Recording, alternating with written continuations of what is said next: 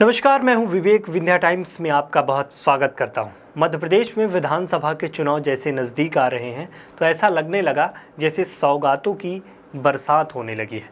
विपक्षी दल कांग्रेस जहां सत्ता पाने के लिए तमाम सौगातों की गारंटी दे रहा है तो वहीं सत्ता पक्ष सौगात पर सौगात की बरसात करता जा रहा है। आलम ये हो चुका है कि विपक्षी दल वादे कर रहा है और सत्ता दल दांव चल रहा है।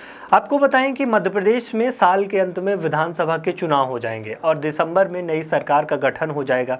दोनों प्रमुख राजनीतिक दल, चाहे कांग्रेस हो या बीजेपी, सत्ता को हाथ में पाने के लिए तमाम तरकीबें अपना रही हैं, तमाम कोशिशें कर रही है। इसके लिए मतदाताओं को लुभाने के लिए भी और आकर्षित करने के लिए तमाम सियासी दांव चले जा रहे हैं। कांग्रेस चुनाव से पहले प्रदेशवासियों को वारंटी देती जा रही है कि अगर हम सत्ता में आएंगे तो ये काम करेंगे, जिसमें किसानों के कर्ज माफ़ी से लेकर महिलाओं के नारी सम्मान योजना में 1500 रुपये महीने दिए जाने जैसे तमाम वादे हैं, जिसमें गैस सिलेंडर 500 रुपये किए जाने का भी वादा किया जा रहा है। कर्मचारियों के ओल्ड पेंशन स्कीम को लागू करने का दावा हो रहा है। कांग्रेस गारंटी दे रही है इन तमाम वादों को। कांग्रेस जहां एक गारंटी दे रही है तो वहीं मुख्यमंत्री शिवराज सिंह चौहान की सरकार जो मध्य प्रदेश में है वो महिलाओं को लाडली बहना योजना के जरिए 1000 रुपये महीने देने की शुरुआत भी कर चुके हैं और उसे बढ़ाकर अब 1250 रुपये कर दिया गया। वहीं इसे अब बढ़ाकर 3000 रुपये प्रति माह किए जाने का वादा मध्य प्रदेश की शिवराज सरकार कर रही है। इतना ही नहीं, किसानों के कर्ज पर लगने वाले ब्याज को भी माफ़ कर देने का वादा हो रहा है। बिजली बिलों के भी सियासत दिख रही है। इसमें जो लाडली बहना योजना के तहत गैस सिलेंडर में 450 रुपये दिए जाने का वादा है। एक तरफ जहां बीजेपी सरकार तमाम योजनाओं को अमली जामा पहनाने लगी है, वहीं कांग्रेस सरकार पर हमलावर भी हो रही है। मुख्यमंत्री शिवराज सिंह चौहान का कहना है कि लाडली बहना योजना साधारण योजना नहीं है। बहनों के सम्मान में आगे 1500 रुपये किए जाएंगे, 1250 रुपये अभी किया जाएगा और इसे धीरे धीरे 3000 रुपये प्रति माह किया जाएगा।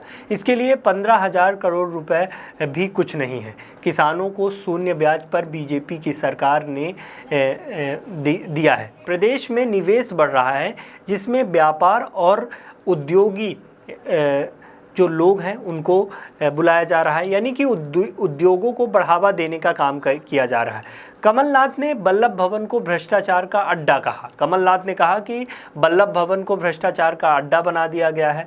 उन्होंने ये भी कहा कि हमारी सभी योजनाओं को बंद कर महिलाओं को दिए जाने वाले, चाहे वो 16,000 रुपये हों, उसे बंद कर दिया गया।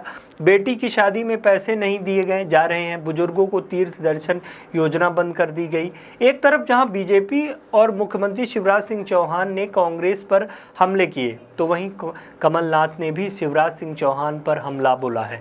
कमलनाथ का कहना है कि चुनावी घोषणाएं हो रही हैं, चुनाव करीब आते ही शिवराज को महिलाओं, युवाओं और कर्मचारी, इसके अलावा किसानों की याद आने लगी है।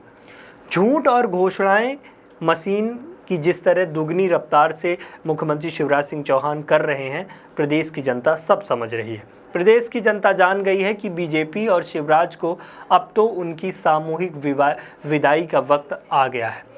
राजनीतिक विश्लेषकों का मानना है कि चुनाव में मौसम में वैसे भी सत्ताधारी और विपक्षी दल दोनों वादे करते हैं और अपनी अपनी उपलब्धियां बताते हैं, मगर इस बार विपक्षी दल वादे कर रहा है और सत्ता पक्ष उस पर दांव चलता हुआ दिख रहा है। कुल मिलाकर सत्ताधारी दल विपक्ष को उन वादों को पूरा कर रहा है जिनका वादा विपक्ष कर रहा है, यानी कि जो वादे विपक्ष के द्वारा हो रहे हैं उनको सत्ताधारी दल तुरंत, यानी कि अभी सत्ता में रहते हुए भी पूरा करने की कोशिशें कर रहा है।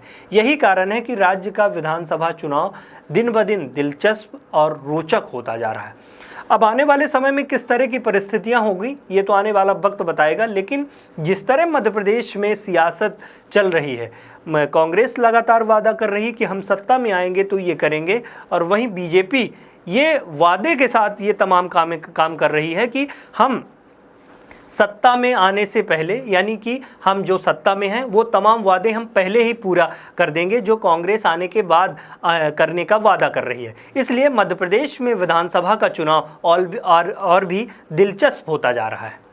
है।